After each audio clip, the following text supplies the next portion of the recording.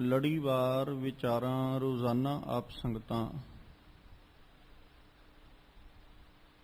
ਗੁਰੂ ਦਰਬਾਰ ਅੰਦਰ ਜੁੜ ਕਰਕੇ ਤੇ ਆਪਣੇ ਆਪਣੇ ਘਰਾਂ ਦੇ ਵਿੱਚ ਬੈਠ ਕਰਕੇ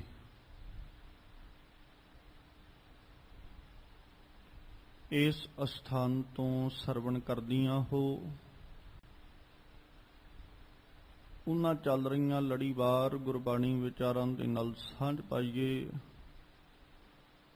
ਵਿਚਾਰਾਂ ਆਰੰਭਣ ਤੋਂ ਪਹਿਲਾਂ ਸਤਿਗੁਰੂ ਧੰਨ ਗੁਰੂ ਗ੍ਰੰਥ ਸਾਹਿਬ ਜੀ ਕਿਰਪਾ ਕਰਨ, ਆਪਣਾ ਮਿਹਰ ਭਰਿਆ ਹੱਥ ਸਿਰ ਤੇ ਰੱਖਣ। ਸਤਿਗੁਰੂ ਜੀ ਆਪ ਰਸਨਾ ਉੱਤੇ ਵਰਤ ਕੇ ਆਪਣੀ ਬਾਣੀ ਆਪਣੇ ਸ਼ਬਦ ਦੀ ਵਿਚਾਰ ਕਰਵਾ ਲੈਣ ਔਰ ਆਪ ਸਰਬੱਤ ਸੰਗਤ ਬਖਸ਼ੋ ਅਸੀਸ। ਕੋਈ ਰਸਨਾ ਵਾਂਝੀ ਨਾ ਰਹੇ। ਦੋਵੇਂ ਹੱਥ ਜੋੜ ਆਪਣੀਆਂ ਮਨ ਬਿਰਤੀਆਂ ਇਕਾਗਰ ਕਰਦਿਆਂ ਮਿਲ ਕੇ ਆਖੋ ਜੀ, ਸਤਿਨਾਮ ਸ੍ਰੀ ਵਾਹਿਗੁਰੂ ਸਾਹਿਬ ਜੀ। ਇੱਕ ਵਾਰ ਫਿਰ ਕਰੋ ਰਸਨਾਵਾਂ ਪਵਿੱਤਰ ਔਰ ਮਿਲ ਕੇ ਆਖੋ ਜੀ, ਸਤਿਨਾਮ ਸ੍ਰੀ ਵਾਹਿਗੁਰੂ ਸਾਹਿਬ ਜੀ। ਵਾਹਿਗੁਰੂ ਸਾਹਿਬ ਜੀ। ਸਵਈਏ ਮਹੱਲੇ ਚੌਥੇ ਕੇ ਇੱਕ ਓੰਕਾਰ ਸਤ ਗੁਰ ਪ੍ਰਸਾਦ।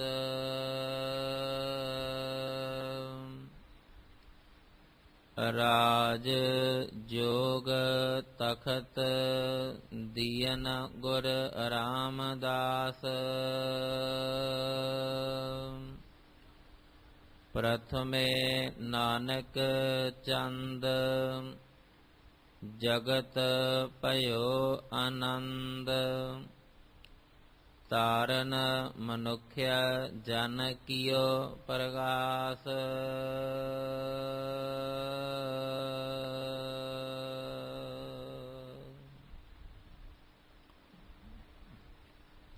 ਜਿਸ ਪਾਵਨ ਸ਼ਬਦ ਦਾ ਪਾਠ ਆਪ ਸੰਗਤ ਨੇ ਬੜੀ ਅਦਬ ਔਰ ਪਿਆਰ ਦੇ ਨਾਲ ਮਾਨਯੋਗ ਭਾਈ ਸਾਹਿਬ ਹੋਰਾਂ ਪਾਸੋਂ ਸਰਵਣ ਕੀਤਾ ਹੈ।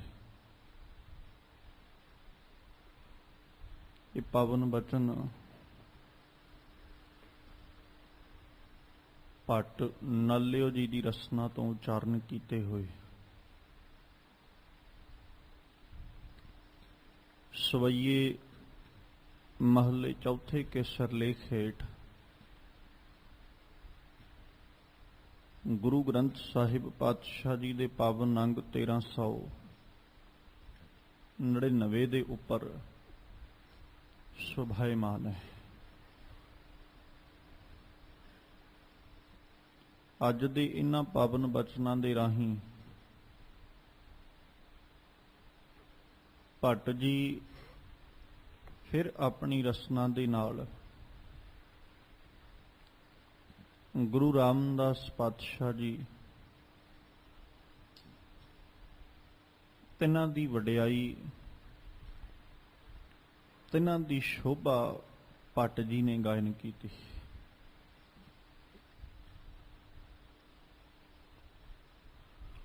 ਔਰ ਅੱਜ ਉਹਨਾਂ ਨੇ ਜਿਹੜਾ ਜ਼ਿਕਰ ਕੀਤਾ ਨਾ,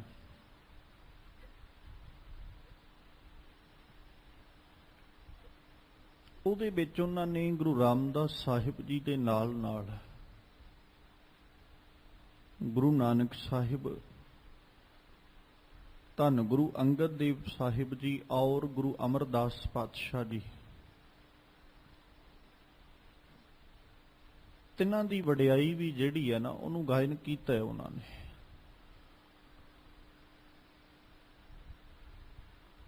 ਔਰ ਭੱਟ ਜੀ ਨੇ ਸਭ ਤੋਂ ਪਹਿਲਾਂ ਜ਼ਿਕਰ ਕਰਦਿਆਂ ਹੋਇਆਂ ਜੋ ਪਾਵਨ ਉਪਦੇਸ਼ ਸਾਨੂੰ ਬਖਸ਼ਿਸ਼ ਕੀਤਾ, ਉਹਦੇ ਰਾਹੀਂ ਨਾ ਭੱਟ ਜੀ ਨੇ ਆਖਿਆ, ਕਹਿੰਦੇ ਵੀ ਗੁਰੂ ਰਾਮਦਾਸ ਸਾਹਿਬ ਜੀ ਨੂੰ ਰਾਜ ਔਰ ਜੋਗ ਦਾ ਜਿਹੜਾ ਤਖਤ ਹੈ ਉਹ ਦਿੱਤਾ। ਗੁਰੂ ਰਾਮਦਾਸ ਸਾਹਿਬ ਨੇ ਰਾਜ ਔਰ ਜੋਗ ਦਾ ਤਖਤ ਜਿਹੜਾ ਉਹਨੂੰ ਹਾਸਲ ਕੀਤਾ। ਗੁਰੂ ਅਮਰਦਾਸ ਪਾਤਸ਼ਾਹ ਜੀ ਵੱਲੋਂ ਉਹਨਾਂ ਨੂੰ ਉਹ ਰਾਜ ਔਰ ਜੋਗ ਦਾ ਜਿਹੜਾ ਤਖਤ ਹੈ ਉਹ ਸੌਂਪਿਆ ਗਿਆ, ਸਮਰਪਿਤ ਕੀਤਾ ਗਿਆ, ਦਿੱਤਾ ਗਿਆ। ਸਤਿਗੁਰੂ ਰਾਮਦਾਸ ਸਾਹਿਬ ਜੀ ਨੇ ਉਹ ਤਖਤ ਜਿਹੜਾ ਉਹਨੂੰ ਹਾਸਲ ਕੀਤਾ ਹੈ। ਜਦੋਂ ਗੁਰੂ ਰਾਮਦਾਸ ਸਾਹਿਬ ਜੀ ਦੀ ਬਾਣੀ ਨੂੰ ਜਾਂ ਉਹਨਾਂ ਦੇ ਜੀਵਨ ਨੂੰ ਪੜ੍ਹਦੇ ਆ ਨਾ, ਔਰ ਬੜੀ ਹੈਰਾਨਗੀ ਹੁੰਦੀ ਹੈ ਸਤਿਗੁਰੂ ਰਾਮਦਾਸ ਪਾਤਸ਼ਾਹ ਜੀ ਦਾ ਜੀਵਨ ਪੜ੍ਹਦਿਆਂ ਹੋਇਆਂ ਕਿ ਸੰਸਾਰ ਨਾਲ ਜਿਤਨਾ ਮਰਜੀ ਯਤਨ ਕਰ ਲਏ, ਜਿਤਨੀ ਮਰਜੀ ਆਪਣੀ ਤਾਕਤ ਆਪਣਾ ਬਲ ਵਰਤ ਲਏ, ਪਰ ਜੇ ਅਕਾਲ ਪੁਰਖ ਪਰਮੇਸ਼ਵਰ ਕਿਰਪਾ ਦੇ ਘਰ ਵਿੱਚ ਆ ਕੇ ਝੋਲੀ ਵਿੱਚ ਦਾਤ ਪਾਉਣ ਤੇ ਆਵੇ ਤੇ ਫਿਰ ਦੁਨੀਆ ਦੀ ਕੋਈ ਤਾਕਤ ਕੋਈ ਬਲ ਐਸਾ ਨਹੀਂ ਜਿਹੜਾ ਰੋਕ ਸਕਦਾ ਹੋਵੇ। ਅਕਾਲ ਪੁਰਖ ਤੋਂ ਬਲਵਾਨ ਨਹੀਂ ਹੈ ਕੋਈ, ਉਹਦੀ ਤਾਕਤ ਦੇ ਸਨਮੁਖ ਵੀ ਕਿਸੇ ਤਾਕਤ ਦੀ ਜਿਹੜੀ ਬਲ ਜਿਹੜਾ ਉਹ ਕਿਸੇ ਕਾਰਜ ਵਿੱਚ ਨਹੀਂ, ਕਿਸੇ ਲੇਖੇ ਵਿੱਚ ਨਹੀਂ ਹੈ। ਜੇ ਅਕਾਲ ਪੁਰਖ ਪਰਮੇਸ਼ਵਰ ਆਪ ਕਿਰਪਾ ਦੇ ਘਰ ਵਿੱਚ ਆਵੇ ਤੇ ਸਾਡੀ ਝੋਲੀ ਉਹ ਭਰੇ, ਉਹ ਸਾਨੂੰ ਆਪ ਵਡਿਆਈ ਦਿਵਾਵੇ ਜਾਂ ਵਡਿਆਈ ਦੇਵੇ, ਫਿਰ ਦੁਨੀਆ ਕਿਸੇ ਪ੍ਰਕਾਰ ਵੀ ਸਾਡੀ ਵਡਿਆਈ ਨੂੰ ਠੋਕਰ ਨਹੀਂ ਮਾਰ ਸਕਦੀ। ਕਿਉਂਕਿ ਗੁਰੂ ਰਾਮਦਾਸ ਸਾਹਿਬ ਦੇ ਜੀਵਨ ਦੇ ਵਿੱਚੋਂ ਨਾ ਇੱਕ ਬੜੀ ਵੱਡੀ ਇਹ ਉਦਾਹਰਣ ਹੈ ਸਾਨੂੰ ਮਿਲਦੀ। ਸਮਾਜ ਕੁਝ ਹੋਰ ਚਾਹੁੰਦਾ ਹੈ, ਪਰ ਅਕਾਲ ਪੁਰਖ ਨੇ ਭਾਈ ਜੇਠਾ ਜੀ ਦੇ ਵਾਸਤੇ ਕੁਝ ਹੋਰ ਸੋਚਿਆ ਹੋਇਆ। ਦੁਨੀਆ ਕੁਝ ਕਰ ਰਹੀ ਹੈ, ਪਰ ਅਕਾਲ ਪੁਰਖ ਦੀ ਜਿਹੜੀ ਯੋਜਨਾ, ਉਹਦੀ ਜਿਹੜੀ ਪਲੈਨਿੰਗ ਹੈ, ਉਹਦੀਆਂ ਜਿਹੜੀਆਂ ਦਾਤਾਂ ਨੇ ਉਹ ਕਿਸੇ ਹੋਰ ਤਰੀਕੇ ਦੀਆਂ। ਜੇ ਤੇ ਆਪਾਂ ਭਾਈ ਜੇਠਾ ਜੀ ਦਾ ਜੀਵਨ ਪੜ੍ਹਦੇ ਹਾਂ ਤੇ ਉਹਨਾਂ ਦਾ ਜੀਵਨ ਪੜ੍ਹਦਿਆਂ ਹੋਇਆਂ ਇਸ ਗੱਲ ਤੋਂ ਅਸੀਂ ਮੁਨਕਰ ਨਹੀਂ ਹੋ ਸਕਦੇ, ਸ਼ਾਇਦ ਭਾਈ ਜੇਠਾ ਜੀ ਨੇ ਕਦੇ ਸੋਚਿਆ ਵੀ ਨਾ ਹੋਵੇ ਕਿ ਮੈਨੂੰ ਰਾਜ ਔਰ ਜੋਗ ਦਾ ਜਿਹੜਾ ਤਖਤ ਹੈ ਉਹ ਮਿਲ ਸਕਦਾ ਹੈ। ਜੇ ਆਪਾਂ ਜੇ ਉਹਨਾਂ ਹਾਲਾਤਾਂ ਨੂੰ ਵੇਖਾਂਗੇ ਤਾਂ, ਕਿਉਂਕਿ ਜੀਵਨ ਜਿਸ ਤਰ੍ਹਾਂ ਦਾ ਹੈ, ਜ਼ਿੰਦਗੀ ਜਿਸ ਤਰ੍ਹਾਂ ਦੀ ਹੈ, ਉਹਦੇ ਨਾਲ ਨਾਲ ਸੰਸਾਰ ਦੇ ਜੋ ਹਾਲਾਤ ਨੇ ਉਹ ਸਾਰੇ ਪੈਰਲਰ ਨੇ। ਸਾਰੇ ਜਦੋਂ ਅਸੀਂ ਵੇਖਾਂਗੇ ਵੀ ਉਹਨਾਂ ਦਾ ਜੀਵਨ ਇੱਕ ਪਾਸੇ ਰੱਖ ਕੇ ਤੇ ਸੰਸਾਰ ਦੇ ਜਿਹੜੇ ਹਾਲਾਤ ਨੇ ਜਾਂ ਉਸ ਵਕਤ ਜਿਹੜੀ ਸਮਾਜਿਕ ਤੇ ਆਰਥਿਕ ਹਾਲਤ ਹੈ ਭਾਈ ਜੇਠਾ ਜੀ ਦੀ, ਜੇ ਉਹਨੂੰ ਵੇਖਦੇ ਹਾਂ ਤੇ ਕਿਸੇ ਪੱਖ ਤੋਂ ਵੀ ਜਾਂ ਕਿਸੇ ਵੀ ਵੇ ਤੋਂ ਅਸੀਂ ਇਹ ਨਹੀਂ ਸੋਚ ਸਕਦੇ, ਜਾਂ ਭਾਈ ਜੇਠਾ ਜੀ ਨੇ ਕਦੇ ਨਹੀਂ ਸੋਚਿਆ ਹੋਏਗਾ ਵੀ ਇੱਕ ਦਿਨ ਐਸਾ ਆਏਗਾ ਜਿਸ ਦਿਨ ਰਾਜ ਵੀ ਤੇ ਜੋਗ ਵੀ ਇਹ ਤਖਤ ਮੈਨੂੰ ਮਿਲਣਗੇ, ਜਾਂ ਇੱਕ ਦਿਨ ਐਸਾ ਆਏਗਾ ਕਿ ਅੱਜ ਸਾਰੀ ਦੀ ਸਾਰੀ ਦੁਨੀਆ ਵੱਲੋਂ ਮੈਂ ਦੁਰਕਾਰਿਆ ਜਾ ਚੁੱਕਿਆ ਜਾਂ ਮੈਨੂੰ ਦੁਰਕਾਰ ਦਿੱਤਾ ਗਿਆ, ਪਰ ਇੱਕ ਦਿਨ ਐਸਾ ਆਏਗਾ ਜਿਸ ਦਿਨ ਸਾਰੇ ਦਾ ਸਾਰਾ ਸੰਸਾਰ ਮੇਰੇ ਅੱਗੇ ਨਿਵੇਗਾ, ਮੇਰੇ ਅੱਗੇ ਝੁਕੇਗਾ। ਐਸੀ ਸ਼ਾਇਦ ਵਿਚਾਰ ਕਦੇ ਵੀ ਨਾ ਆਈ ਹੋਵੇ, ਕਿਉਂਕਿ ਹਾਲਾਤ ਨੇ ਜੈਸੇ। ਪਰ ਸਤਿਗੁਰੂ ਅਮਰਦਾਸ ਪਾਤਸ਼ਾਹ ਜੀ ਨੇ ਜਿਹੜੀ ਵਡਿਆਈ ਭਾਈ ਜੇਠਾ ਜੀ ਦੀ ਝੋਲੀ ਵਿੱਚ ਪਾਈ, ਉਸੇ ਵਡਿਆਈ ਨੂੰ ਅੱਜ ਭੱਟ ਨਾਲਿਆ ਜੀ ਨੇ ਜ਼ਿਕਰ ਕਰਦਿਆਂ ਆਖਿਆ, ਰਾਜ ਜੋਗ ਤਖਤ ਦੀਨ ਗੁਰੂ ਰਾਮਦਾਸ ਸਾਹਿਬ ਨੂੰ ਰਾਜ ਔਰ ਜੋਗ ਦਾ ਜਿਹੜਾ ਤਖਤ ਹੈ ਉਹ ਬਖਸ਼ਿਸ਼ ਕੀਤਾ। ਉਹੀ ਤਖਤ ਲੈ ਕਰਕੇ ਜਾਂ ਉਸੇ ਤਖਤ ਦੀ ਪ੍ਰਾਪਤੀ ਦੇ ਉੱਤੇ ਧੰਨ ਗੁਰੂ ਰਾਮਦਾਸ ਸਾਹਿਬ ਕਹਿੰਦੇ ਨਾ ਕਿ ਹਮ ਰੁਲਤੇ ਫਿਰਤੇ ਕੋਈ ਬਾਤ ਨਾ ਪੂਛਤਾ, ਗੁਰ ਸਤਿਗੁਰ ਸੰਗ ਕੀਰੇ ਹਮ ਥਾਪੇ। ਗੁਰੂ ਨੇ ਕੀੜਿਆਂ ਨੂੰ ਸਥਾਪਿਤ ਕੀਤਾ। ਜਦੋਂ ਅਕਾਲ ਪੁਰਖ ਮਾਣ ਦਿਵਾਉਂਦਾ ਹੈ ਨਾ, ਜਾਂ ਅਕਾਲ ਪੁਰਖ ਵਡਿਆਈ ਦਿਵਾਵੇ ਜਾਂ ਅਕਾਲ ਪੁਰਖ ਵਡਿਆਈ ਦੇਵੇ, ਤੇ ਫਿਰ ਸ਼ਖਸੀਅਤ ਜੈਸੀ ਮਰਜ਼ੀ ਹੋਵੇ, ਹਾਲਾਤ ਜੈਸੇ ਮਰਜ਼ੀ ਹੋਣ, ਅਕਾਲ ਪੁਰਖ ਹਾਲਾਤ ਵੀ ਜਿਹੜਾ ਉਹਨਾਂ ਨੂੰ ਵੀ ਸਵਾਰ ਦਿੰਦਾ ਤੇ ਸ਼ਖਸੀਅਤ ਜਿਹੜੀ ਉਹਨੂੰ ਵੀ ਸਵਾਰ ਦਿੰਦਾ ਹੈ। ਮਾਣ ਸ਼ਖਸੀਅਤ ਨੂੰ ਹੀ ਮਿਲਣਾ, ਮਾਣ ਸ਼ਖਸ ਨੂੰ ਹੀ ਮਿਲਣਾ ਹੈ, ਪਰ ਦਿੱਤਾ ਅਕਾਲ ਪੁਰਖ ਪਰਮੇਸ਼ਵਰ ਦੇ ਵੱਲੋਂ ਜਾਣਾ, ਅਕਾਲ ਪੁਰਖ ਪਰਮੇਸ਼ਵਰ ਦੇ ਵੱਲੋਂ ਦਿਵਾਇਆ ਜਾਣਾ ਹੈ। ਪਰ ਮਿਲੇਗਾ ਉਦੋਂ ਜਦੋਂ ਸ਼ਖਸੀਅਤ ਤੇ ਸ਼ਖਸ ਸਵਰ ਜਾਏਗਾ। ਫਿਰ ਸਵਾਰਦਾ ਵੀ ਉਹ ਆਪ ਹੀ ਹੈ ਤੇ ਸ਼ਿੰਗਾਰਦਾ ਵੀ ਉਹ ਆਪ ਹੀ ਹੈ। ਜਦੋਂ ਸਵਰਨ ਔਰ ਸ਼ਿੰਗਾਰਨ ਦੀ ਬਾਤ ਆਈ ਸੀ, ਇਸੇ ਕਰਕੇ ਬਾਣੀ ਵਿੱਚ ਆਪਾਂ ਬਚਨ ਪੜ੍ਹੇ ਕਿ ਧੰਨ ਧੰਨ ਰਾਮਦਾਸ ਗੁਰ ਜਿਨ ਸਿਰਿਆ ਤਿਨੈ ਸਵਾਰਿਆ, ਪੂਰੀ ਹੋਈ ਕਰਾਮਾਤ ਆਪ ਸਿਰਜਣਹਾਰੈ ਧਾਰਿਆ। ਹੁਣ ਉਹ ਸਿਰਜਿਆ ਜਿਹਨੇ, ਸਵਾਰਿਆ ਵੀ ਉਸੇ ਨੇ, ਜਿਸ ਨੇ ਸਿਰਜਣਾ ਕੀਤੀ, ਸਵਾਰਿਆ ਵੀ ਉਸੇ ਨੇ। ਸਵਾਰਿਆ ਇਸ ਢੰਗ ਦੇ ਨਾਲ ਕਿ ਸਾਰੇ ਦਾ ਸਾਰਾ ਸੰਸਾਰ, ਸਾਰੇ ਦਾ ਸਾਰੀ ਲੋਕਾਈ ਜਿਹੜੀ ਹੈ ਨਾ, ਰਾਮਦਾਸੈ ਪੈਰੀਂ ਪਾਏ ਜੀਓ। ਸਾਰੇ ਦੇ ਸਾਰੇ ਸੰਸਾਰ ਨੂੰ ਗੁਰੂ ਰਾਮਦਾਸ ਪਾਤਸ਼ਾਹ ਦੇ ਅੱਗੇ ਨਿਭਣਾ ਪਿਆ, ਗੁਰੂ ਰਾਮਦਾਸ ਸਾਹਿਬ ਦੇ ਅੱਗੇ ਝੁਕਣਾ ਪਿਆ।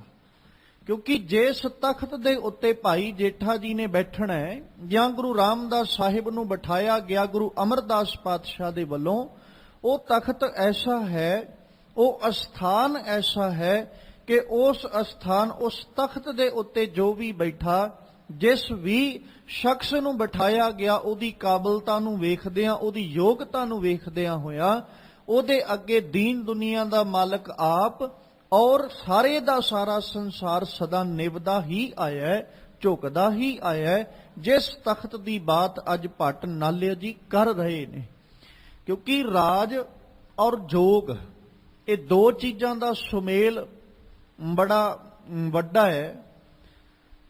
ਪਿਛਲੇਰੇ ਦੀਵਾਨਾਂ ਵਿੱਚ ਵੀ ਆਪ ਸੰਗਤ ਦੇ ਚਰਨਾਂ 'ਚ ਬੇਨਤੀ ਕੀਤੀ ਸੀ, ਜਦੋਂ ਦੁਨੀਆ ਦੇ ਤਖਤਾਂ ਦੀ ਗੱਲ ਕਰਦੇ ਆ ਨਾ, ਜਾਂ ਤੇ ਦੁਨੀਆ ਦੇ ਕੋਲ ਰਾਜ ਦਾ ਤਖਤ ਹੈ, ਤੇ ਜਾਂ ਸੰਸਾਰ ਫਿਰ ਜੋਗ ਧਾਰਨ ਕਰਕੇ ਬੈਠਾ, ਉਹ ਜੋਗ ਅਪਣਾ ਕੇ ਬੈਠਾ ਹੈ।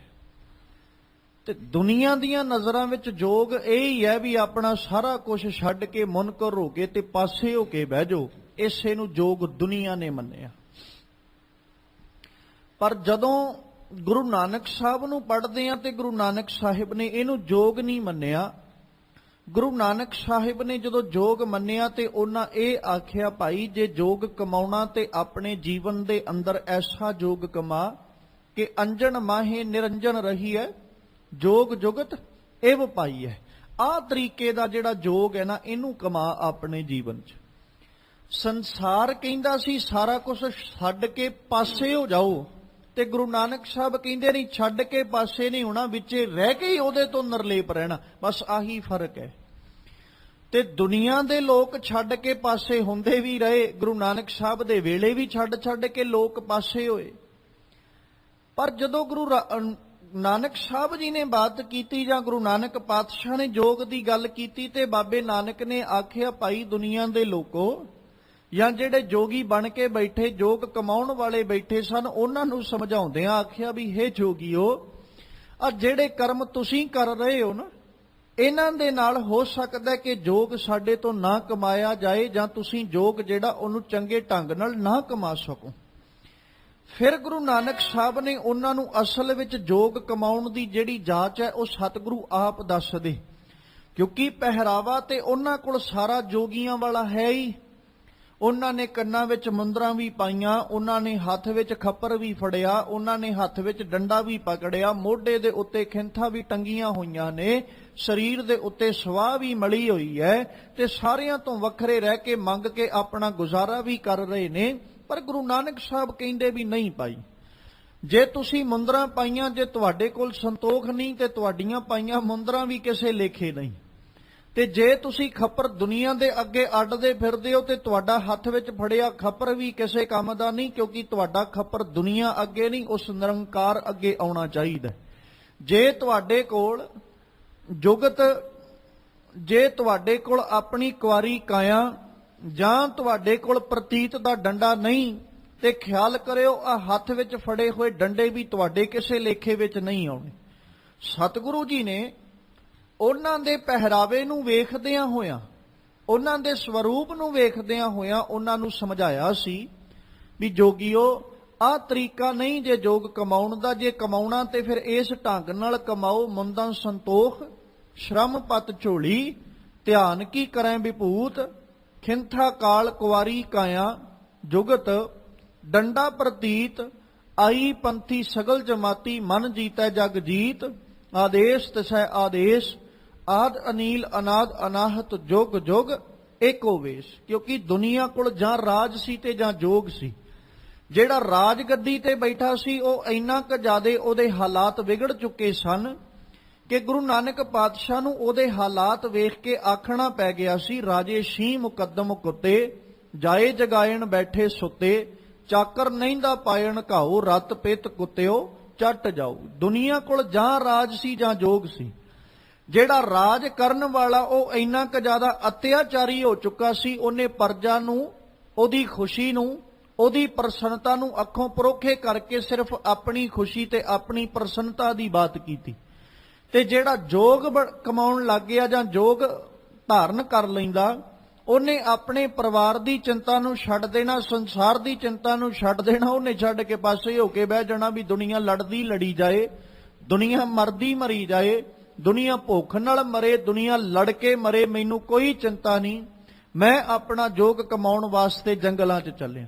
ਉਹ ਇਸ ਢੰਗ ਦਾ ਜੋਗ ਕਮਾ ਰਿਹਾ।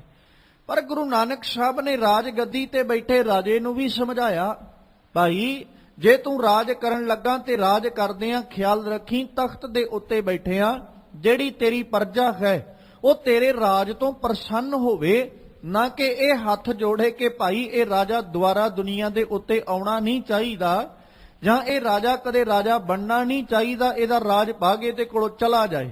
ਦੁਨੀਆ ਐਸਾ ਨਾ ਆਖੇ, ਦੁਨੀਆ ਇਹੋ ਆਖੇ ਕਿ ਆਹ ਜਿਹੜਾ ਰਾਜ ਹੈ ਨਾ, ਆਹ ਜਿਸ ਤਰ੍ਹਾਂ ਦਾ ਰਾਜਾ ਸਾਡਾ ਰਾਜ ਗੱਦੀ ਤੇ ਬੈਠਾ ਹੈ, ਐਸਾ ਰਾਜਾ ਸਾਨੂੰ ਦੁਬਾਰਾ ਮਿਲ ਕੇ ਫਿਰ ਮਿਲਣਾ ਚਾਹੀਦਾ, ਦੁਬਾਰਾ ਮੁੜ ਕੇ ਮਿਲਣਾ ਚਾਹੀਦਾ ਹੈ। ਇਸ ਤਰ੍ਹਾਂ ਦਾ ਤੇਰਾ ਰਾਜ ਹੋਵੇ।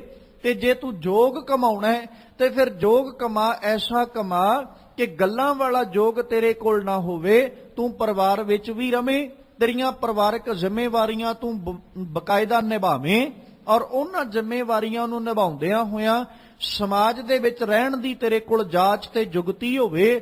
ਪਰ ਉਹ ਸਮਾਜ ਵਿੱਚ ਰਹਿੰਦਿਆਂ ਹੋਇਆਂ ਨਿਰਲੇਪਤਾ ਕਿਤੇ ਆਪਣੀ ਛੱਡੀ ਨਾ, ਆਪਣੀ ਨਿਰਲੇਪਤਾ ਜਿਹੜੀ ਹੈ ਉਹਨੂੰ ਜ਼ਰੂਰ ਬਣਾ ਕੇ ਰੱਖੀ। ਐਸਾ ਜੋਗ ਕਮਾਉਣ ਦੀ ਬਾਤ ਆਈ।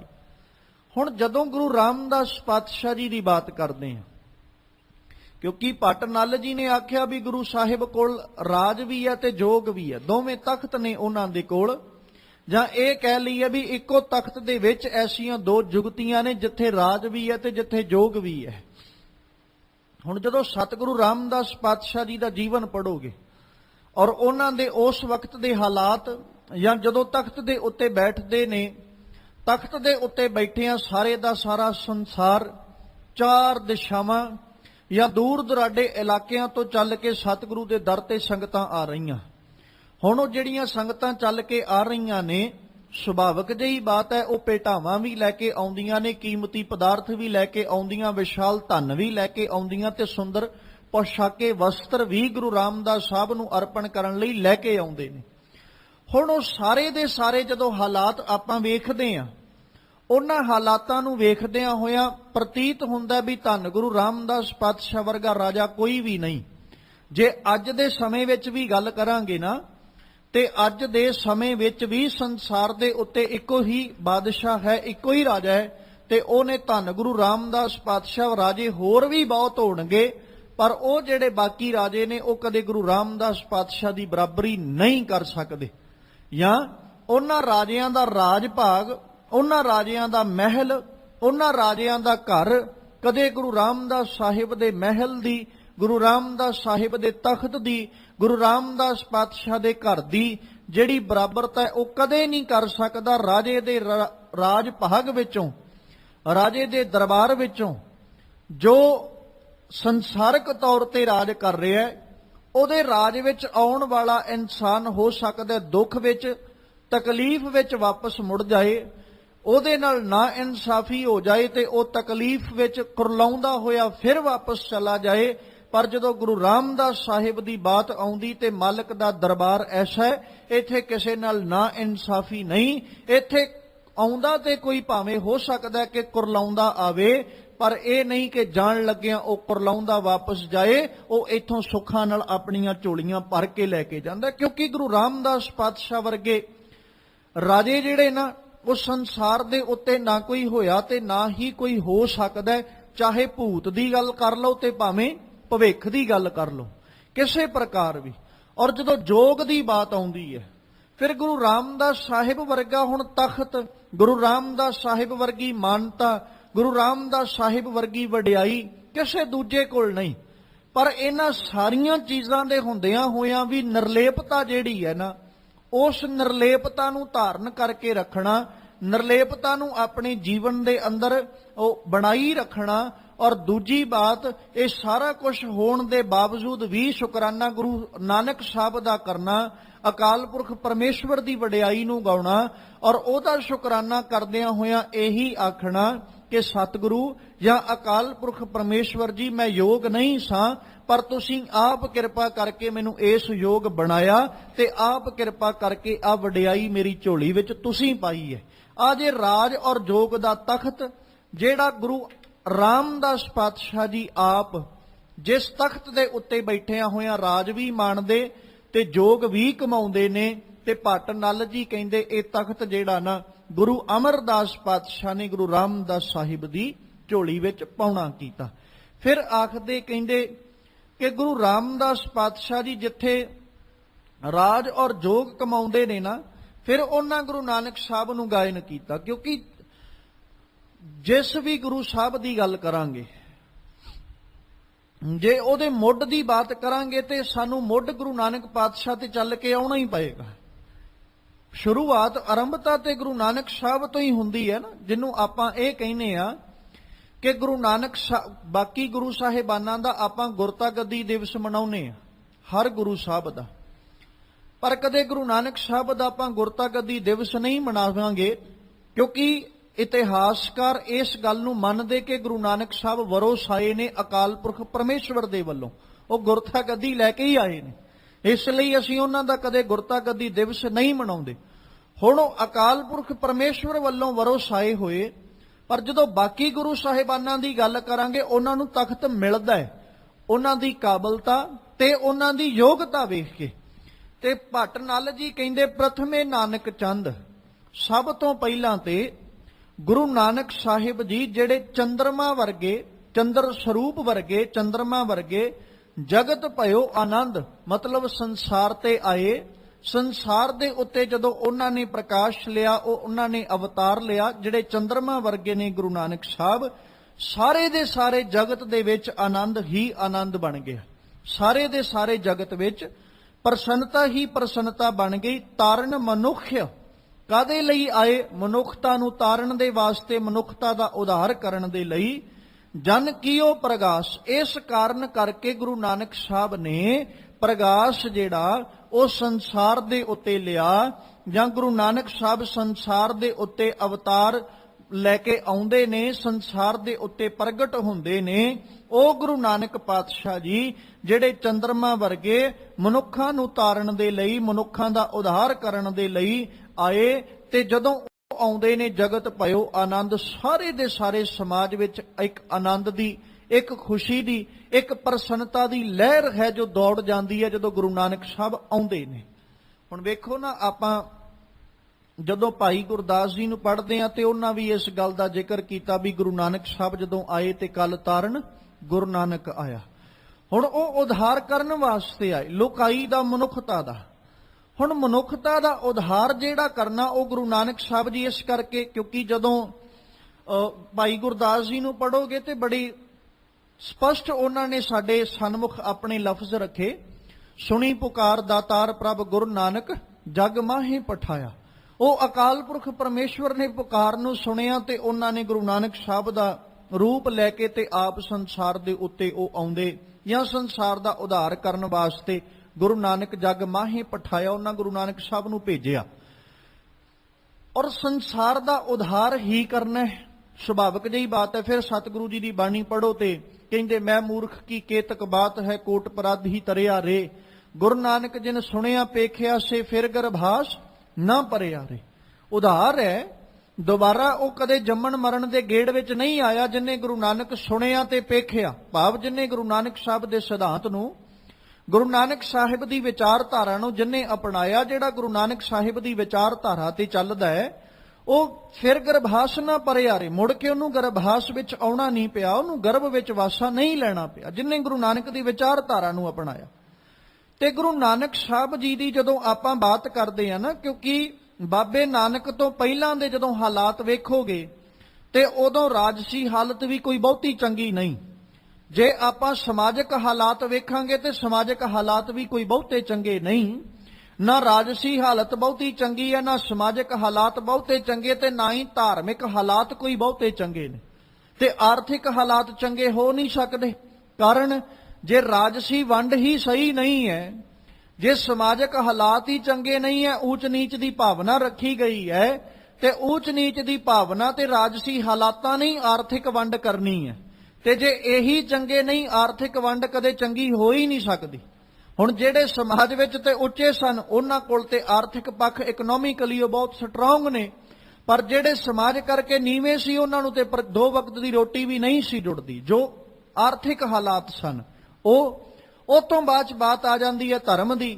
ਧਰਮ ਜਿਹੜਾ ਉਹ ਜਦੋਂ ਉਹਦੀ ਹਾਲਾਤ ਵੇਖੇ ਤੇ ਗੁਰੂ ਨਾਨਕ ਸਾਹਿਬ ਨੇ ਉਹਨਾਂ ਹਾਲਾਤਾਂ ਨੂੰ ਵੇਖ ਕੇ ਹੀ ਆਖਿਆ ਸੀ ਨਾ ਕਿ ਕੂੜ ਅਮਾਵਸ ਸੱਚ ਚੰਦਰਮਾ ਦੀਸੈ ਨਾਹੀ ਕਹਾਂ ਚੜਿਆ। ਆ ਹਾਲਾਤ ਬਣ ਚੁੱਕੇ ਸੀ ਉਸ ਵਕਤ ਸੰਸਾਰ ਦੇ ਉੱਤੇ, ਜੋ ਧਰਮ ਦੇ, ਕਿ ਦੁਨੀਆ ਦੇ ਲੋਕਾਂ ਦੇ ਵਿੱਚ ਧਰਮ ਨਾਮ ਦੀ ਜਿਹੜੀ ਵਸਤੂ ਜਾਂ ਧਰਮ ਕਹਿ ਲਈਏ ਨਾ, ਅਲੋਪ ਹੀ ਹੁੰਦਾ ਨਜ਼ਰ ਆ ਰਿਹਾ।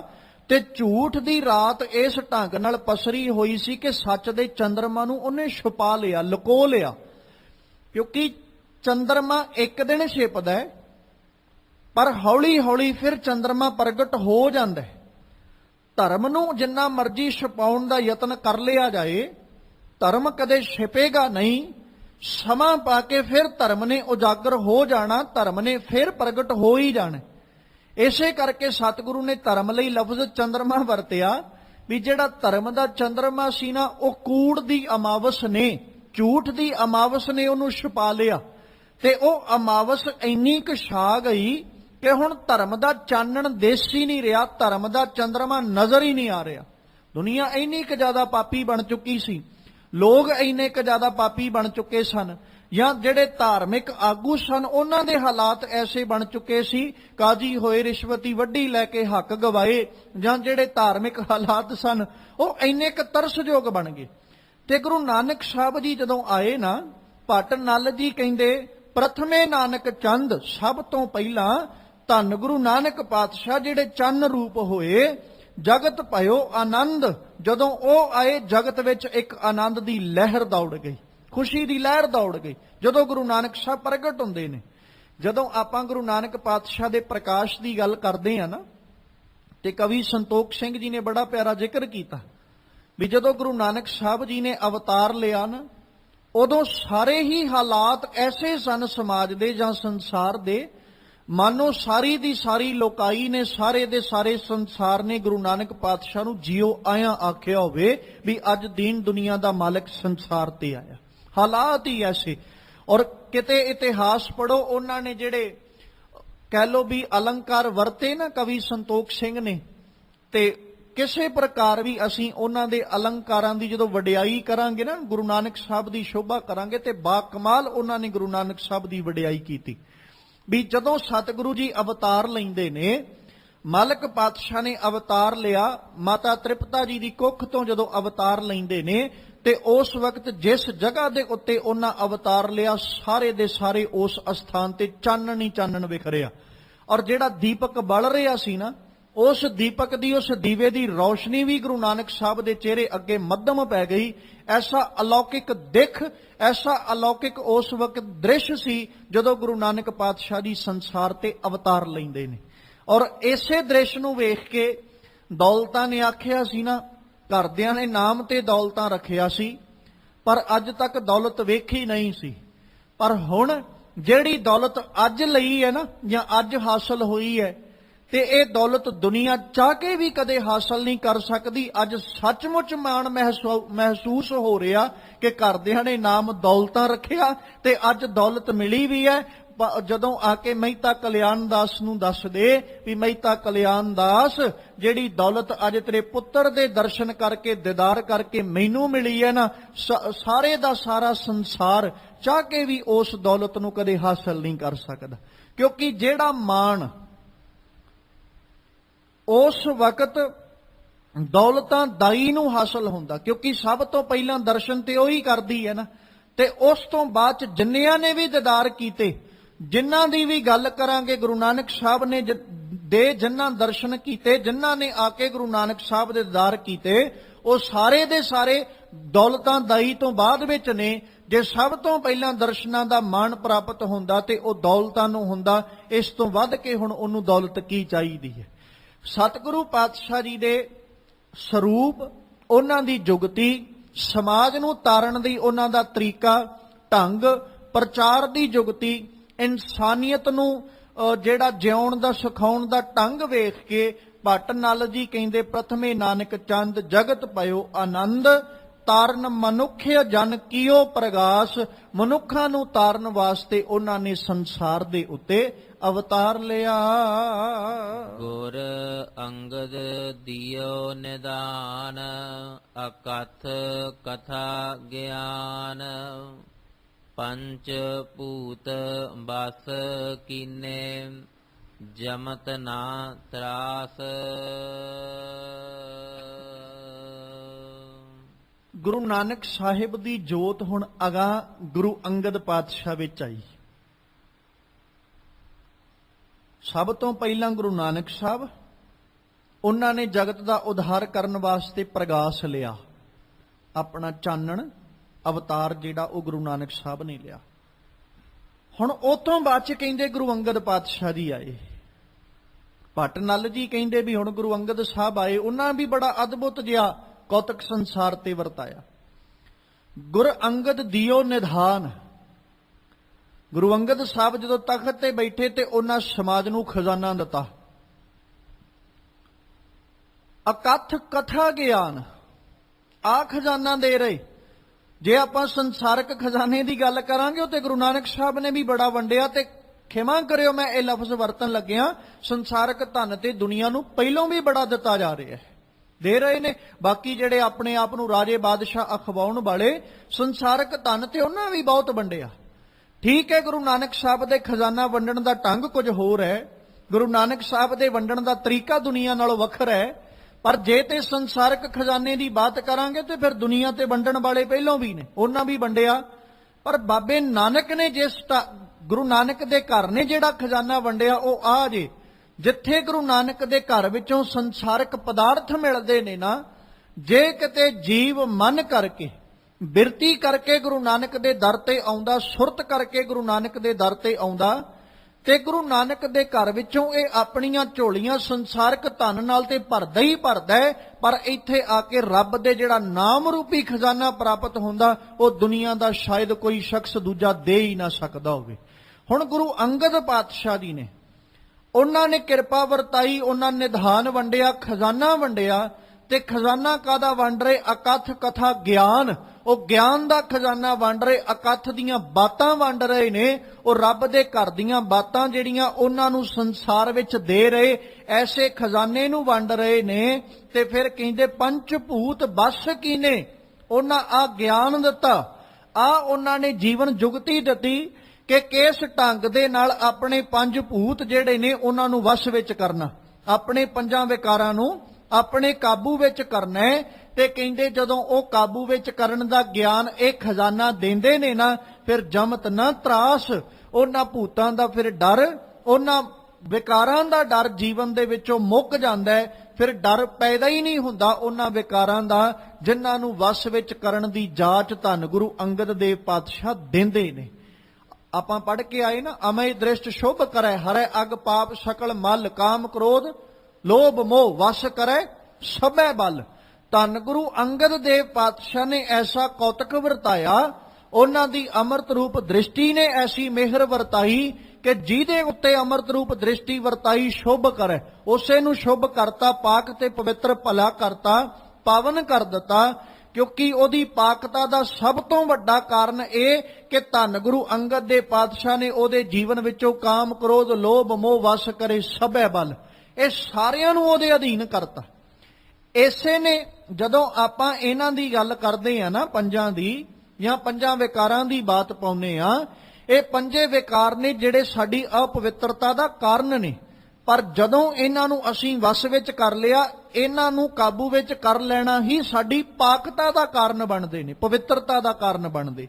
ਇਹਨਾਂ ਦਾ ਸਾਡੇ ਵਸ ਚੋਂ ਬਾਹਰ ਹੋ ਜਾਣਾ ਸਾਡੀ ਅਪਵਿੱਤਰਤਾ ਦਾ ਕਾਰਨ, ਇਹਨਾਂ ਨੂੰ ਆਪਣੇ ਕਾਬੂ ਵਿੱਚ ਕਰ ਲੈਣਾ ਸਾਡੀ ਪਾਕਤਾ, ਸਾਡੀ ਪਵਿੱਤਰਤਾ ਦਾ ਕਾਰਨ। ਤੇ ਧੰਨ ਗੁਰੂ ਅੰਗਦ ਪਾਤਸ਼ਾਹ ਦੀ ਵਡਿਆਈ ਤੇ ਭੱਟ ਸਾਹਿਬਾਨਾਂ ਨੇ ਕਰਦੇ ਆ, ਉਦੋਂ ਹੀ ਕਹਿ ਦਿੱਤਾ ਕਿ ਗੁਰੂ ਅੰਗਦ ਦੇ ਪਾਤਸ਼ਾਹ ਆਪਣੀ ਅੰਮ੍ਰਿਤ ਦੀ ਦ੍ਰਿਸ਼ਟੀ ਜਿਸ ਉੱਤੇ ਵਰਤਾਉਂਦੇ ਨੇ, ਉਹਦੇ ਜੀਵਨ ਦੇ ਅੰਦਰ ਉਹਨੂੰ ਸ਼ੁਭ ਕਰ ਦਿੰਦੇ, ਸ਼ੁਭਤਾ ਦੇ ਦਿੰਦੇ ਨੇ। ਜਿੱਥੇ ਸ਼ੁਭਤਾ ਦਿੰਦੇ, ਉਹਦੇ ਜੀਵਨ ਦੇ ਵਿੱਚ ਸਾਰੇ ਦੇ ਸਾਰੇ ਵਿਕਾਰਾਂ ਨੂੰ ਵੀ ਉਹਦੇ ਕਾਬੂ ਵਿੱਚ ਕਰ ਦਿੰਦੇ ਨੇ। ਹੁਣ ਇੱਥੇ ਵੀ ਭੱਟ ਜੀ ਨੇ ਉਸੇ ਪੱਖ ਨੂੰ ਦੁਹਰਾਇਆ, ਕਹਿੰਦੇ ਗੁਰ ਅੰਗਦ ਦਿਓ ਨਿਧਾਨ ਅਕਥ ਕਥਾ ਗਿਆਨ ਪੰਚ ਭੂਤ ਬਸ ਕੀਨੇ ਜਮਤ ਨਾ ਤਰਾਸ। ਹੁਣ ਇਹਨਾਂ ਦਾ ਡਰ, ਇਹਨਾਂ ਦਾ ਖੌਫ ਜਿਹੜਾ ਉਹ ਵੀ ਜੀਵਨ ਦੇ ਵਿੱਚੋਂ ਮੁੱਕ ਗਿਆ।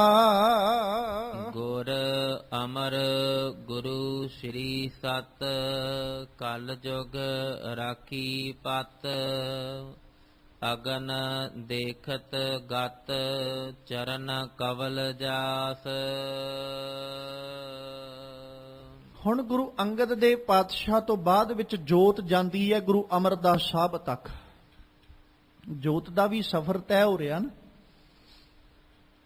ਕਿਉਂਕਿ ਜੋਤ ਵੀ ਉਹੀ ਹੈ, ਜੁਗਤੀ ਵੀ ਉਹੀ ਹੈ, ਸਿਰਫ ਕਾਇਆ ਹੀ ਤਬਦੀਲ ਹੁੰਦੀ ਆ ਰਹੀ ਹੈ। ਜਿਹਨੂੰ ਬਾਣੀ ਵਿੱਚ ਹੀ ਪੜਿਆ ਵੀ ਜੋਤ 오ਹਾ ਜੁਗਤ ਸਾਈ ਸਹਿ ਕਾਇਆ ਫੇਰ ਪਲਟੀ ਹੈ। ਕਾਇਆ ਤਬਦੀਲ ਹੋਈ, ਸਿਰਫ ਸਰੀਰ ਬਦਲਿਆ, ਨਾ ਜੋਤ ਬਦਲੀ ਨਾ ਜੁਗਤੀ ਬਦਲੀ। ਜੋਤ ਵੀ ਉਹੀ ਹੈ ਜਿਹੜੀ ਬਾਬੇ ਨਾਨਕ ਅੰਦਰ ਹੈ, ਉਸੇ ਜੋਤ ਨੇ ਗੁਰੂ ਅੰਗਦ ਪਾਤਸ਼ਾਹ, ਉਸੇ ਜੋਤ ਨੂੰ ਗੁਰੂ ਨਾਨਕ ਸਾਹਿਬ ਨੇ ਆਪਣੀ ਨੂੰ ਗੁਰੂ ਅੰਗਦ ਸਾਹਿਬ ਅੰਦਰ ਟਿਕਾਇਆ। ਉਹ ਜੋਤ ਗਿਆਨ ਦੀ, ਜੁਗਤੀ ਸੰਸਾਰ ਦੇ ਵਿੱਚ ਗਿਆਨ ਵੰਡਣ ਦੀ, ਸੰਸਾਰ ਦੇ ਅੰਦਰ ਜਿਉਣ ਦੀ ਜਿਹੜੀ ਜੁਗਤੀ ਗੁਰੂ ਨਾਨਕ ਸਾਹਿਬ ਦੇ ਰਹੇ, ਉਹਨੂੰ ਟਿਕਾਉਂਦੇ ਨੇ ਗੁਰੂ ਅੰਗਦ ਪਾਤਸ਼ਾਹ। ਹੁਣ ਗੁਰੂ ਅੰਗਦ ਸਾਹਿਬ ਨੂੰ ਜਿਹੜੀ ਜੋਤ ਔਰ ਜੁਗਤ ਗੁਰੂ ਨਾਨਕ ਸਾਹਿਬ ਨੇ ਦਿੱਤੀ ਹੈ, ਉਸੇ ਜੋਤ ਨੂੰ, ਉਸੇ ਜੁਗਤੀ ਨੂੰ ਉਹਨਾਂ ਗੁਰੂ ਅਮਰਦਾਸ ਪਾਤਸ਼ਾਹ ਨੂੰ ਅਰਪਣ ਕੀਤਾ, ਗੁਰੂ ਅਮਰਦਾਸ ਸਾਹਿਬ ਨੂੰ ਦਿੱਤਾ। ਜਦੋਂ ਉਹ ਜੋਤ ਔਰ ਜੁਗਤ ਗੁਰੂ ਅਮਰਦਾਸ ਸਾਹਿਬ ਤੱਕ ਪਹੁੰਚਦੀ ਹੈ, ਗੁਰੂ ਅਮਰਦਾਸ ਪਾਤਸ਼ਾਹ ਜੀ ਦੇ ਪ੍ਰਤੀ ਫਿਰ ਭੱਟ ਨਲ ਜੀ ਕਹਿੰਦੇ ਗੁਰ ਅਮਰ ਗੁਰੂ ਸ਼੍ਰੀ ਸਤ। ਉਹ ਗੁਰੂ ਪਾਤਸ਼ਾਹ ਜਿਹੜੇ ਸਦੀਵ ਰਹਿਣ ਵਾਲੇ ਨੇ, ਧੰਨ ਗੁਰੂ ਅਮਰਦਾਸ ਸਾਹਿਬ ਜੀ, ਕਲਯੁਗ ਰਾਖੀ ਪਤ, ਜਿਹੜੇ ਇਸ ਸਮੇਂ ਦੇ ਅੰਦਰ ਪਤ ਰੱਖਣ ਵਾਲੇ, ਇੱਜ਼ਤ ਰੱਖਣ ਵਾਲੇ। ਮਤਲਬ ਇਉਂ ਕਹਿ ਲਈਏ ਕਿ ਜਿਹੜਾ ਵੀ ਗੁਰੂ ਅਮਰਦਾਸ ਪਾਤਸ਼ਾਹ ਦੇ ਚਰਨਾਂ ਵਿੱਚ ਆਉਂਦਾ, ਕਿਉਂਕਿ ਅਗਾਂਹ ਜ਼ਿਕਰ ਕਰਨਾ ਉਹਨਾਂ, ਅਗਨ ਦੇਖਤ ਗਤ ਚਰਨ ਕਵਲ ਜਾਸ, ਜਿਨ੍ਹਾਂ ਦੇ ਚਰਨਾਂ ਕਮਲਾਂ ਨੂੰ ਵੇਖਣ ਦੇ ਨਾਲ ਅਗਨ ਜਿਹੜੇ ਨਾਸ਼ ਹੋ ਜਾਂਦੇ, ਪਾਪਾਂ ਤੋਂ ਛੁਟਕਾਰਾ ਹੋ ਜਾਂਦਾ, ਕਲਯੁਗ ਦੇ ਵਿੱਚ ਜੀਵ ਪੱਤ ਵਾਲਾ, ਇੱਜ਼ਤ ਵਾਲਾ ਬਣ ਜਾਂਦਾ। ਉਹ ਧੰਨ ਗੁਰੂ ਅਮਰਦਾਸ ਪਾਤਸ਼ਾਹ ਜੀ, ਜਿਨ੍ਹਾਂ ਨੇ ਸਮਾਜ ਦੇ ਅੰਦਰ ਵਿਚਰਦਿਆਂ, ਸੰਸਾਰ ਤੇ ਵਿਚਰਦਿਆਂ ਹੋਇਆਂ ਐਸੀ ਕਲਾ ਵਰਤਾਈ ਕਿ ਉਹਨਾਂ ਦੇ ਚਰਨਾਂ ਦਾ ਆਸਰਾ ਜਿਨ੍ਹਾਂ ਵੀ ਤੱਕਿਆ, ਜਿਨ੍ਹਾਂ ਨੇ ਗੁਰੂ ਅਮਰਦਾਸ ਸਾਹਿਬ ਦਾ ਸਹਾਰਾ ਲਿਆ, ਸਤਿਗੁਰੂ ਅਮਰਦਾਸ ਪਾਤਸ਼ਾਹ ਦੀ ਬਖਸ਼ੀ ਹੋਈ ਜੀਵਨ ਜਾਚ ਨੂੰ ਅਪਣਾਇਆ, ਉਹਨਾਂ ਦੇ ਅਘ, ਉਹਨਾਂ ਦੇ ਪਾਪ ਨਾਸ਼ ਹੋ ਗਏ। ਔਰ ਉਹਨਾਂ ਦੇ ਪਾਪ ਸਤਿਗੁਰੂ ਨੇ ਐਸੇ ਨਾਸ਼ ਕੀਤੇ ਕਿ ਇਸ ਸਮੇਂ ਅੰਦਰ ਉਹਨਾਂ ਨੂੰ ਪੱਤ ਵਾਲੇ, ਕਲਯੁਗ ਰਾਖੀ ਪੱਤ, ਕਲਯੁਗ ਦੇ ਅੰਦਰ ਉਹ ਪੱਤ ਵਾਲੇ ਬਣਾਤੇ, ਇੱਜ਼ਤ ਵਾਲੇ ਬਣਾ ਦਿੱਤੇ। ਕਿਹੜੇ? ਜਿਨ੍ਹਾਂ ਨੇ ਗੁਰੂ ਅਮਰਦਾਸ ਪਾਤਸ਼ਾਹ ਦੇ ਚਰਨਾਂ ਦਾ ਸਹਾਰਾ ਤੇ ਓਟ ਆਸਰਾ ਜਿਨ੍ਹਾਂ ਨੇ ਆਪਣੇ ਜੀਵਨ ਵਿੱਚ ਤੱਕਣਾ ਕੀਤਾ। ਸਤਿਗੁਰੂ ਪਾਤਸ਼ਾਹ ਜੀ ਦੇ ਪ੍ਰਤੀ ਆਖਦੇ, ਗੁਰ ਅਮਰ ਗੁਰੂ ਸ਼੍ਰੀ ਸਤ, ਕਲਯੁਗ ਰਾਖੀ ਪਤ, ਅਘਨ ਦੇਖਤ ਗਤ ਚਰਨ ਕਮਲ ਜਾਸ। ਜਿਨ੍ਹਾਂ ਦੇ ਚਰਨਾਂ ਕਮਲਾਂ ਨੂੰ ਵੇਖਦਿਆਂ ਹੋਇਆਂ ਪਾਪਾਂ ਦਾ ਵੀ ਨਾਸ਼ ਹੋ ਗਿਆ ਤੇ ਚਰਨਾਂ ਕਮਲਾਂ ਦੇ ਸਹਾਰੇ ਨਾਲ ਹੀ ਇਸ ਸਮੇਂ ਵਿੱਚ ਪੱਤ ਵਾਲੇ ਤੇ ਇੱਜ਼ਤ ਵਾਲੇ ਉਹ ਜੀਵ ਬਣ ਗਏ। ਸਭ ਬਿਦ ਮਾਨਿਓ ਮਨ, ਤਬ ਹੀ ਪਇਓ ਪ੍ਰਸੰਨ। ਰਾਜ ਜੋਗ ਤਖਤ ਦੀਨ, ਗੁਰ ਰਾਮਦਾਸ। ਸਭ ਬਿਧ ਮਾਨਿਓ ਮਨ, ਤਬ ਹੀ ਪਇਓ ਪ੍ਰਸੰਨ। ਹੁਣ ਗੁਰੂ ਅਮਰਦਾਸ ਸਾਹਿਬ ਕੋਲ ਜੋਤ ਹੈ, ਜੁਗਤੀ ਵੀ ਉਹਨਾਂ ਕੋਲ ਹੈ। ਸਰੀਰਕ ਚੋਲਾ ਗੁਰੂ ਅਮਰਦਾਸ ਸਾਹਿਬ ਨੇ ਵੀ ਤਿਆਗਣਾ ਹੈ। ਸੁਭਾਵਿਕ ਜਿਹੀ ਬਾਤ ਹੈ, ਜੇ ਗੁਰੂ ਨਾਨਕ ਸਾਹਿਬ ਨੇ ਸਰੀਰਕ ਚੋਲਾ ਤਿਆਗਿਆ ਤੇ ਸਰੀਰਕ ਚੋਲਾ ਤਿਆਗਣ ਤੋਂ ਪਹਿਲਾਂ ਉਹਨਾਂ ਆਪਣੀ ਜੋਤ ਤੇ ਜੁਗਤ ਗੁਰੂ ਅੰਗਦ ਸਾਹਿਬ ਵਿੱਚ ਰੱਖ ਦਿੱਤੀ, ਫਿਰ ਚੋਲਾ ਤਿਆਗਦੇ। ਗੁਰੂ ਅੰਗਦ ਸਾਹਿਬ ਨੇ ਸਰੀਰਕ ਚੋਲਾ ਤਿਆਗਣਾ, ਉਹਨਾਂ ਆਪਣੀ ਜੋਗ ਔਰ ਜੁਗਤ ਗੁਰੂ ਅਮਰਦਾਸ ਸਾਹਿਬ ਨੂੰ ਦੇ ਦਿੱਤੀ ਹੈ। ਜਦੋਂ ਹੁਣ ਗੁਰੂ ਨਾਨਕ ਤੇ ਗੁਰੂ ਅੰਗਦ ਸਾਹਿਬ ਸਰੀਰਕ ਚੋਲਾ ਤਿਆਗ ਰਹੇ, ਸੁਭਾਵਿਕ ਜਿਹੀ ਗੱਲ ਹੈ, ਚੋਲਾ ਤੇ ਗੁਰੂ ਅਮਰਦਾਸ ਪਾਤਸ਼ਾਹ ਵੀ ਛੱਡਣਗੇ, ਤਿਆਗਣਗੇ। ਜੋਗ ਔਰ ਜੁਗਤ ਹੁਣ ਅਗਾਂਹ ਦੇਣੀ ਹੈ, ਦੇਣੀ ਕਿਹਨੂੰ ਹੈ? ਹੁਣ ਬਾਤ ਇੱਥੇ ਖੜੋਤੀ ਹੈ। ਫਿਰ ਜਦੋਂ ਜੋਤ ਔਰ ਜੁਗਤ ਦੇਣ ਦੀ ਬਾਤ ਆਈ, ਪ੍ਰੀਖਿਆ ਭਾਈ ਲਹਿਣੇ ਨੇ ਵੀ ਦਿੱਤੀ, ਪਾਸ ਹੋਏ, ਫਿਰ ਜੋਤ ਤੇ ਜੁਗਤ ਮਿਲੀ। ਫਿਰ ਗੁਰੂ ਅਮਰਦਾਸ ਸਾਹਿਬ ਦੀ ਪ੍ਰੀਖਿਆ ਹੁੰਦੀ, ਪ੍ਰੀਖਿਆ ਦਿੱਤੀ, ਪਾਸ ਹੋਏ, ਜੋਤ ਔਰ ਜੁਗਤ ਫਿਰ ਮਿਲੀ। ਹੁਣ ਅਗਾਂਹ ਕਿਹਨੂੰ ਮਿਲਣੀ ਹੈ? ਪ੍ਰੀਖਿਆ ਉਹਦੀ ਵੀ ਹੋਣੀ ਹੈ। ਸੁਭਾਵਿਕ ਜਿਹੀ ਗੱਲ ਹੈ, ਪਹਿਲੋਂ ਪਰਖਿਆ ਜਾਏਗਾ, ਫਿਰ ਦਿੱਤੀ ਜਾਏਗੀ ਜੋਤ ਤੇ ਜੁਗਤ, ਜਿਵੇਂ ਰੀਤ ਚੱਲੀ ਆਉਂਦੀ ਹੈ। ਕਿ ਇਹ ਜੋਗ ਔਰ ਜੁਗਤ ਨੂੰ ਸੰਭਾਲ ਸਕਦੇ ਨੇ, ਜਾਂ ਜਿਹਨੂੰ ਜੋਤ ਔਰ ਜੁਗਤ ਦੇਣੀ ਹੈ, ਕਿ ਉਹ ਜੋਤ ਔਰ ਜੁਗਤ ਸਾਂਭਣ ਦੇ ਕਾਬਲ ਵੀ ਨੇ ਜਾਂ ਨਹੀਂ। ਫਿਰ ਪਰਖ ਹੁੰਦੀ ਹੈ। ਜਦੋਂ ਪਰਖ ਕੀਤੀ ਜਾਂਦੀ ਹੈ ਨਾ, ਕਹਿੰਦੇ ਸਭ ਵਿਧ ਮਾਨਿਓ ਮਨ, ਹਰ ਵਿਧੀ ਦੇ ਨਾਲ ਮਨ ਜਿਹੜਾ ਨਾ ਉਹ ਮੰਨਿਆ, ਹਰ ਤਰੀਕੇ ਨਾਲ। ਫਿਰ ਤਬ ਹੀ ਭਇਓ ਪ੍ਰਸੰਨ, ਫਿਰ ਗੁਰੂ ਅਮਰਦਾਸ ਪਾਤਸ਼ਾਹ ਪ੍ਰਸੰਨ ਹੋਏ। ਜਦੋਂ ਸਤਿਗੁਰੂ ਪ੍ਰਸੰਨ ਹੋਏ, ਫਿਰ ਰਾਜ ਜੋਗ ਤਖਤ ਦੀਨ, ਗੁਰ ਰਾਮਦਾਸ ਮਾਲਕ ਪਾਤਸ਼ਾਹ ਪ੍ਰਸੰਨ ਹੁੰਦੇ ਨੇ। ਫਿਰ ਉਹੀ ਜੋਤ ਔਰ ਜੁਗਤ, ਉਹੀ ਜਿਹੜਾ ਰਾਜ ਔਰ ਜੋਗ ਦਾ ਤਖਤ ਗੁਰੂ ਨਾਨਕ ਸਾਹਿਬ ਤੋਂ ਚੱਲਿਆ ਆ ਰਿਹਾ, ਉਸ ਤਖਤ ਦੀ ਜਿਹੜੀ ਦਾਤ ਹੈ, ਧੰਨ ਗੁਰੂ ਅਮਰਦਾਸ ਪਾਤਸ਼ਾਹ ਭਾਈ ਜੇਠੇ ਦੀ ਬਾਂਹ ਪਕੜ ਕੇ ਤਖਤ ਤੇ ਬਿਠਾ ਕੇ ਝੁਕ ਕੇ ਕਹਿੰਦੇ ਨੇ, ਅੱਜ ਤੋਂ ਭਾਈ ਜੇਠਾ ਨਹੀਂ, ਅੱਜ ਤੋਂ ਤੂੰ ਗੁਰੂ ਰਾਮਦਾਸ ਹੈ। ਅੱਜ ਸਿੱਖ ਤੇਰੇ ਸਾਰੇ ਦੇ ਸਾਰੇ ਸਿੱਖ, ਸਾਰੇ ਦਾ ਸਾਰਾ ਸੰਸਾਰ ਜਿਹੜਾ ਵੀ ਗੁਰੂ ਨਾਨਕ ਅੱਗੇ ਸੀਸ ਝੁਕਾਉਂਦਾ, ਅੱਜ ਤੋਂ ਬਾਅਦ ਚ ਗੁਰੂ ਰਾਮਦਾਸ ਪਾਤਸ਼ਾਹ ਜੀ ਉਹ ਸੀਸ ਤੁਹਾਡੇ ਅੱਗੇ ਝੁਕਿਆ ਕਰਨਗੇ। ਅੱਜ ਤੋਂ ਇਸ ਰਾਜ ਜੋਗ ਤਖਤ ਦੇ ਮਾਲਕ ਤੁਸੀਂ ਹੋ। ਤੇ ਗੁਰੂ ਅਮਰਦਾਸ ਪਾਤਸ਼ਾਹ ਨੇ ਜੋਤ ਔਰ ਜੁਗਤ ਧੰਨ ਗੁਰੂ ਰਾਮਦਾਸ ਸਾਹਿਬ ਨੂੰ ਬਖਸ਼ ਦਿੱਤੀ। ਰੱਡ ਜਿਸੈ ਧਾਰਿਓ ਧਰਤ, ਅਰ ਵਿਓਮ ਅਰ ਪਵਨ, ਤੇ ਨੀਰ ਸਰ ਅਵਰ ਅਨਲ ਅਨਾਦ ਕੀਓ। ਹੁਣ ਜਦੋਂ ਇਸ ਸਵਈਏ ਦੇ ਦਰਸ਼ਨ ਕਰੋਗੇ ਨਾ, ਇਹਦੇ ਤੋਂ ਪਹਿਲਾਂ ਸਿਰਲੇਖ ਹੈ ਰੱਡ। ਇਹ ਛੰਦ ਦੀ ਇੱਕ ਕਿਸਮ ਹੈ, ਮਤਲਬ ਕਵਿਤਾ ਦੀ ਇੱਕ ਕਿਸਮ ਹੈ। ਇਹ ਵੀ ਭੱਟ ਨਾਲਿਆ ਜੀ ਦੇ ਨੇ ਬਚਨ, ਇਹ ਵੀ ਭੱਟ ਨਾਲਿਆ ਜੀ ਦੇ ਨੇ। ਹੁਣ ਇਹਦੇ ਵਿੱਚ ਉਹਨਾਂ ਵਡਿਆਈ ਕੀਤੀ ਰੱਬ ਦੀ, ਅਕਾਲ ਪੁਰਖ ਦੀ, ਉਹਦੇ ਨਾਮ ਦੀ। ਫਿਰ ਆ ਕੇ ਅਖੀਰ ਚ ਜਾ ਕੇ ਕਹਿੰਦੇ ਵੀ ਉਸੇ ਨਾਮ ਨੂੰ ਹੀ ਗੁਰੂ ਅਮਰਦਾਸ, ਗੁਰੂ ਰਾਮਦਾਸ ਸਾਹਿਬ ਨੇ ਸਮਾਜ ਵਿੱਚ ਪ੍ਰਸਾਰਿਆ, ਜਾਂ ਉਹਦੀ ਬਾਤ ਜਿਹੜੀ ਉਹ ਕੀਤੀ। ਸਭ ਤੋਂ ਪਹਿਲਾਂ ਆਖਦੇ ਜਿਸਹਿ ਧਾਰਿਓ ਧਰਤ ਅਰ ਵਿਓਮ। ਜਿਨਨੇ ਸਾਰੀ ਦੀ ਸਾਰੀ ਧਰਤੀ ਨੂੰ ਧਾਰਿਆ, ਮਤਲਬ ਧਰਤੀ ਨੂੰ ਸਿਰਜਿਆ, ਬਣਾਇਆ ਜਿਨਨੇ ਧਰਤੀ ਨੂੰ। ਅਰ ਵਿਓਮ, ਵਿਓਮ ਦਾ ਮਤਲਬ ਆਕਾਸ਼, ਜਿਨਨੇ ਧਰਤੀ ਨੂੰ ਵੀ ਧਾਰਿਆ ਤੇ ਆਕਾਸ਼ ਨੂੰ ਵੀ ਧਾਰਿਆ। ਧਰਤੀ ਬਣਾਉਣ ਵਾਲਾ ਕੋਈ ਦੂਜਾ ਨਹੀਂ, ਜਾਂ ਆਕਾਸ਼ ਬਣਾਉਣ ਵਾਲਾ ਕੋਈ ਦੂਜਾ ਨਹੀਂ। ਇੱਕੋ ਹੀ ਤਾਕਤ ਹੈ ਜਿਹੜੀ ਧਰਤੀ ਬਣਾ ਰਹੀ ਹੈ, ਉਹੀ ਤਾਕਤ ਹੈ ਜਿਹੜੀ ਆਕਾਸ਼ ਨੂੰ ਵੀ ਸਿਰਜ ਰਹੀ ਹੈ। ਜਿਸ ਹੈ ਧਾਰਿਓ ਧਰਤ ਅਰ ਵਿਓਮ, ਫਿਰ ਅਰ ਪਵਨ ਤੇ ਨੀਰ ਸਰ, ਉਸੇ ਤਾਕਤ ਨੇ ਫਿਰ ਪਵਨ ਵੀ ਧਾਰੀ, ਮਤਲਬ ਹਵਾ ਨੂੰ ਬਣਾਇਆ। ਜਿਹੜੀ ਤਾਕਤ ਹਵਾ ਬਣਾ ਰਹੀ ਆ, ਉਸੇ ਤਾਕਤ ਨੇ ਫਿਰ ਨੀਰ ਬਣਾਇਆ। ਨੀਰ ਭਾਵ ਪਾਣੀ, ਸਰ ਸਰੋਵਰ ਵੱਡੇ ਵੱਡੇ।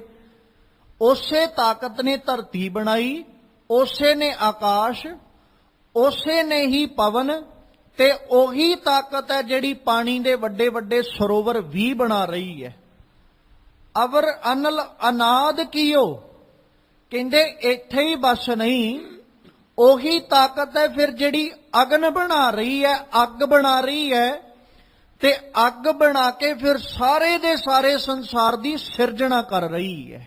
ਹੁਣ ਵੇਖੋ, ਪੰਜਾਂ ਤੱਤਾਂ ਦੀ ਗੱਲ ਕੀਤੀ, ਧਰਤੀ ਬਣਾਈ, ਆਕਾਸ਼ ਬਣਾਇਆ, ਹਵਾ ਬਣਾਈ, ਪਾਣੀ ਬਣਾਇਆ ਤੇ ਅੱਗ ਬਣਾਈ। ਇਹਨਾਂ ਪੰਜਾਂ ਤੱਤਾਂ ਦੇ ਸੁਮੇਲ ਤੋਂ ਕੀ ਬਣਨਾ? ਜੀਵਨ। ਇਹਨਾਂ ਪੰਜਾਂ ਤੱਤਾਂ ਦੇ ਸੁਮੇਲ ਤੋਂ ਹੀ ਜੀਵਾਂ ਦੀ ਬਣਤਰ ਬਣਨੀ ਨਾ। ਸਾਰੇ ਦੇ ਸਾਰੇ ਸਰੀਰ ਜਿੰਨੇ ਵੀ ਨੇ, ਉਹਨਾਂ ਦੀ ਬਣਤਰ ਇਹਨਾਂ ਪੰਜਾਂ ਤੱਤਾਂ ਤੋਂ ਬਣਨੀ। ਉਹ ਅਕਾਲ ਪੁਰਖ ਪਰਮੇਸ਼ਵਰ ਜਿਹੜਾ ਧਰਤੀ ਨੂੰ ਧਾਰਨ ਵਾਲਾ, ਜਿਹੜਾ ਆਕਾਸ਼ ਨੂੰ ਬਣਾਉਣ ਵਾਲਾ, ਜਿਨਨੇ ਹਵਾ ਤੇ ਪਾਣੀਆਂ ਦੇ ਸਰੋਵਰ ਬਣਾਏ, ਔਰ ਜਿਹੜਾ ਅਗਨ ਦੀ ਬਣਤਰ ਕਰਨ ਵਾਲਾ, ਇਹਨਾਂ ਸਾਰਿਆਂ ਨੂੰ ਬਣਾ ਕੇ ਤੇ ਜਿਨਨੇ ਸਾਰੇ ਦੇ ਸਾਰੇ ਸਮਾਜ ਦੀ ਸਿਰਜਣਾ ਕੀਤੀ। ਸਸ ਰਿਖ ਨਿਸ ਸੂਰ ਦਿਨ ਸੈਲ ਤਰੁ ਫਲ ਫੁੱਲ ਦਿਓ। ਫਿਰ ਸਸ ਰਿਖ ਨਿਸ, ਉਹਨੇ ਫਿਰ ਸਸ, ਅਸਲ ਲਫ਼ਜ਼ ਹੈ ਸਸੀ, ਮਤਲਬ ਚੰਦਰਮਾ। ਚੰਦਰਮਾ ਲਈ ਲਫ਼ਜ਼ ਵਰਤਿਆ ਜਾਂਦਾ ਹੈ। ਨਿਸ ਮਤਲਬ ਰਾਤ। ਉਹਨੇ ਰਾਤ ਬਣਾਈ ਤੇ ਰਾਤ ਵਿੱਚ ਚੰਦਰਮਾ ਵੀ ਬਣਾਇਆ। ਸੂਰ ਦਿਨ, ਉਹਨੇ ਸੂਰਜ ਵੀ ਬਣਾਇਆ, ਫਿਰ ਸੂਰਜ ਵਿੱਚ ਉਹਨੇ ਦਿਨ ਵੀ ਬਣਾਇਆ।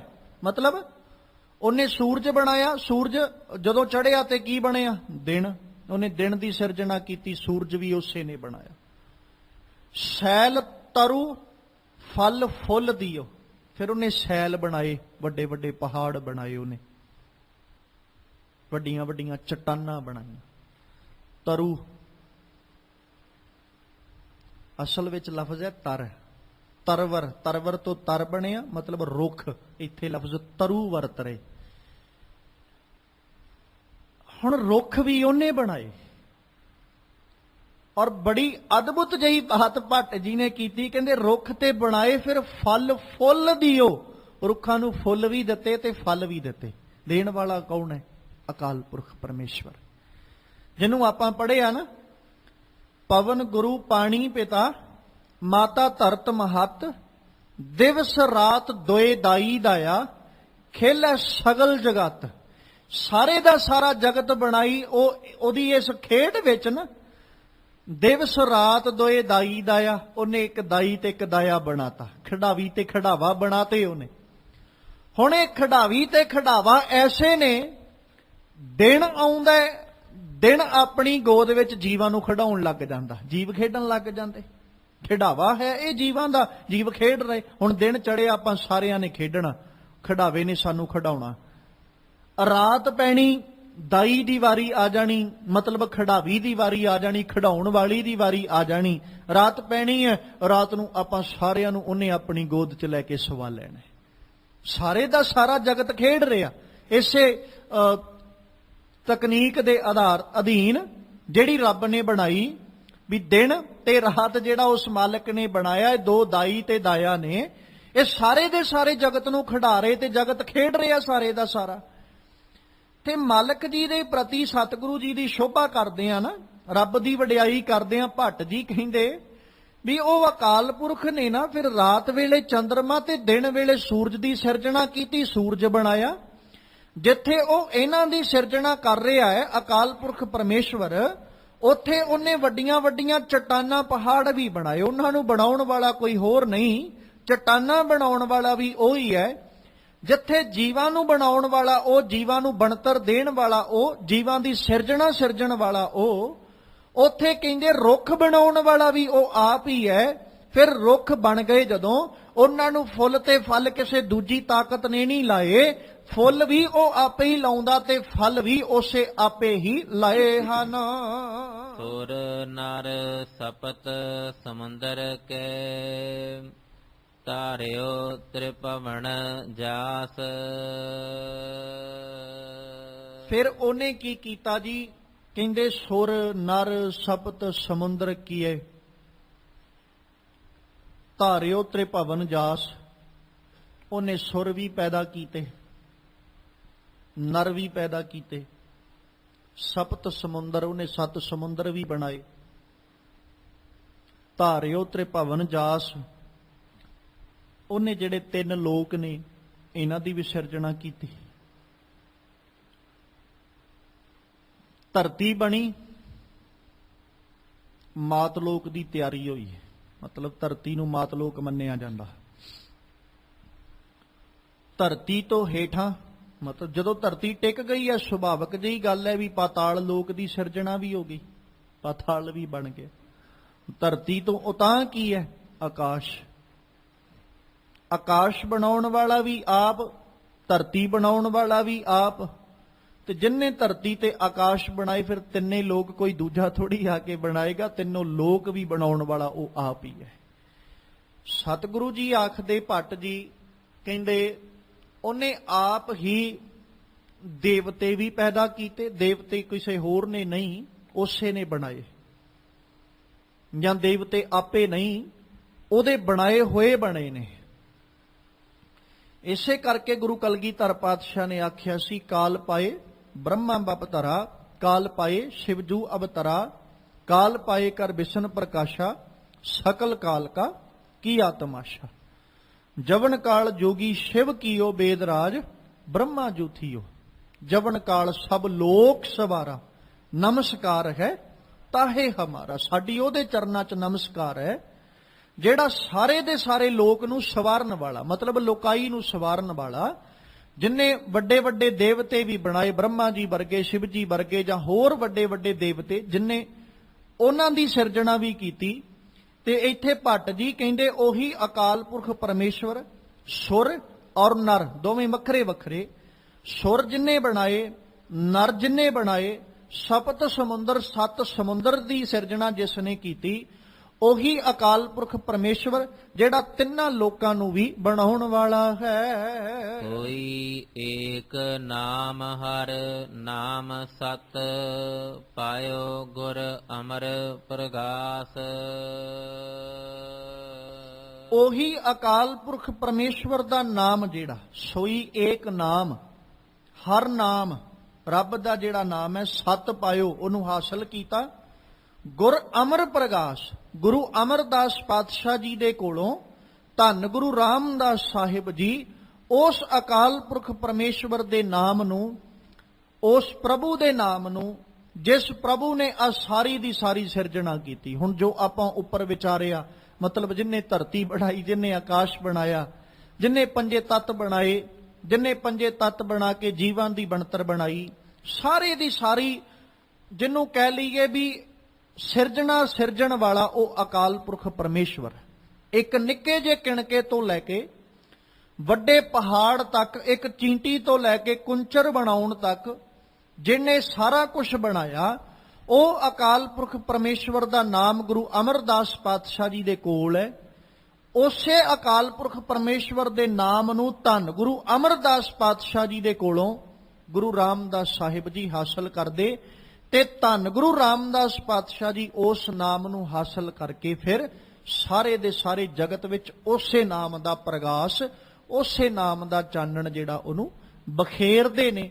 ਉਸੇ ਨਾਮ ਦਾ ਕਹਿ ਲਓ ਸਤਿਗੁਰੂ ਰਾਮਦਾਸ ਪਾਤਸ਼ਾਹ ਨੇ ਪ੍ਰਚਾਰ ਕੀਤਾ, ਰੱਬ ਦੇ ਘਰ ਦੀਆਂ ਬਾਤਾਂ ਦਾ, ਸਮਾਜ ਨੂੰ ਉਸ ਅਕਾਲ ਪੁਰਖ ਪਰਮੇਸ਼ਵਰ ਦੇ ਨਾਲ ਜੁੜਨ ਦੇ ਲਈ ਪ੍ਰੇਰਿਤ ਕਰਦੇ, ਜਿਹੜਾ ਅਕਾਲ ਪੁਰਖ ਪਰਮੇਸ਼ਵਰ ਸਾਰੇ ਦੇ ਸਾਰੇ ਸੰਸਾਰ ਨੂੰ ਸਿਰਜਣ ਵਾਲਾ।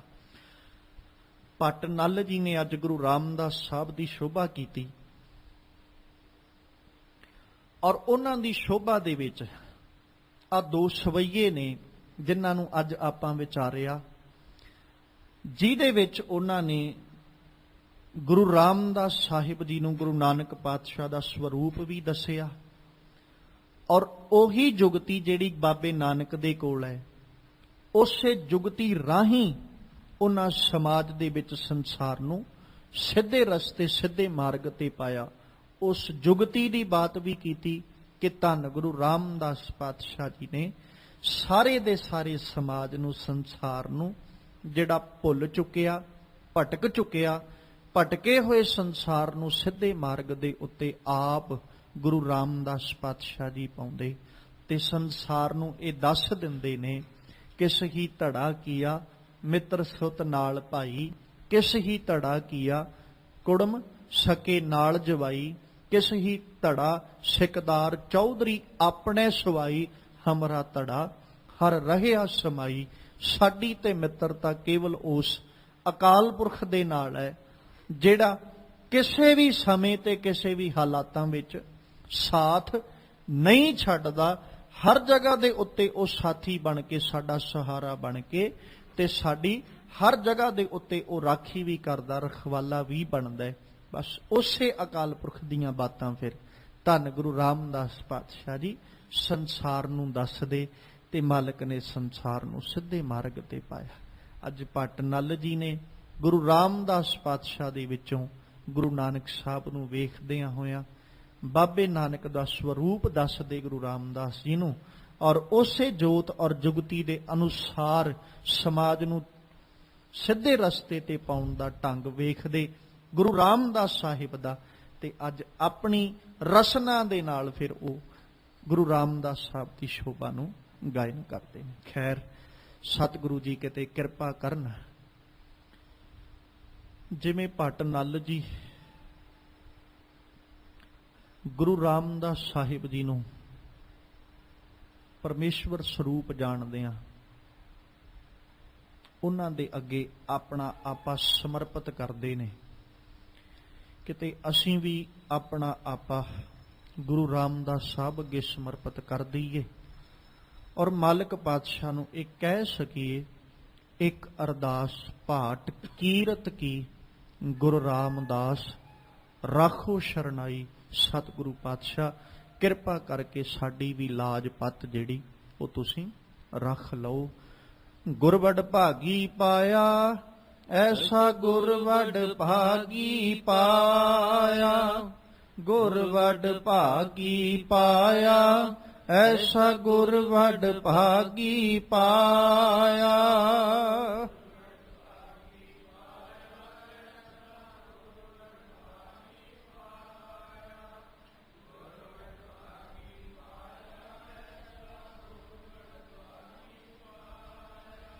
ਗੁਰਵਡ ਭਾਗੀ ਪਾਇਆ ਐਸਾ ਗੁਰਵਡ ਭਾਗੀ ਪਾਇਆ, ਗੁਰਵਡ ਭਾਗੀ ਪਾਇਆ ਐਸਾ ਗੁਰਵਡ ਭਾਗੀ ਪਾਇਆ।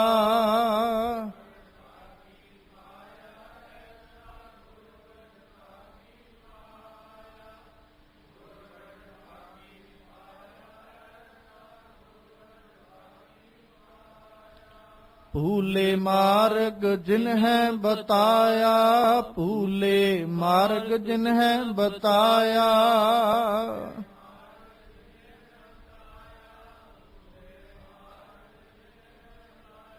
ਭੂਲੇ ਮਾਰਗ ਜਿਨਹਿ ਬਤਾਇਆ, ਭੂਲੇ ਮਾਰਗ ਜਿਨਹਿ ਬਤਾਇਆ।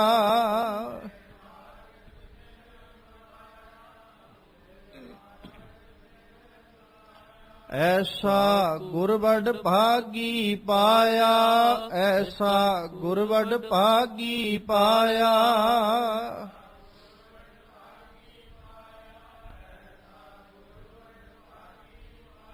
ਗੁਰ ਵਡ ਭਾਗੀ ਪਾਇਆ, ਐਸਾ ਗੁਰ ਵਡ ਭਾਗੀ ਪਾਇਆ। ਗੁਰ ਵਡ ਭਾਗੀ ਪਾਇਆ, ਐਸਾ ਗੁਰ ਵਡ ਭਾਗੀ ਪਾਇਆ।